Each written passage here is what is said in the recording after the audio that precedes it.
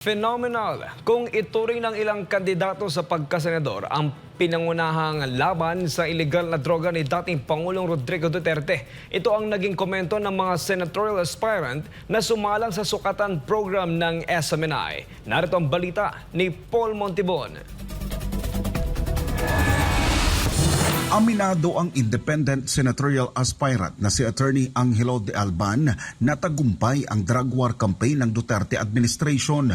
Sa katunayan, phenomenal nga raw niyang maituturing ang nasabing kampanya ng dating Pangulong Rodrigo Duterte sa pagsugpo sa problema ng illegal na droga sa bansa. Napaka-phenomenal nung nangyari nung nakaraang administrasyon na sila ay nakakuha ng tiwala kay former President Rodrigo Duterte at sila mismo nagpalista sila sa mga otoridad na sila ay gumagamit. Bagamat hindi man anya perpekto ang war on drugs, ay naging dahilan at batayan naman ito para matakot ang mga kriminal at mga sangkot sa transaksyon ng illegal na droga.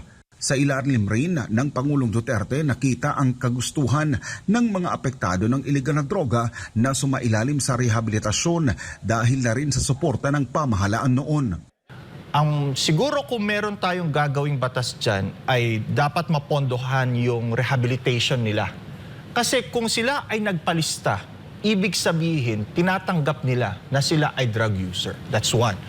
Acceptance is the key. Second, anytime gusto nila magpa-rehab. So dapat pondohan natin yung any effort to rehabilitate them. Kasi kung sila na mismo gusto nila yan, bakit hindi natin suportahan sila? Sila ay kapwa-tao natin. Bukod kay De Alban, pabor rin ang senatorial aspirant na si dating Defense Secretary Norberto Gonzales sa paraan ng pagsugpo sa paglaganap ng illegal na droga sa bansa sa ilalim ng Administrasyong Duterte.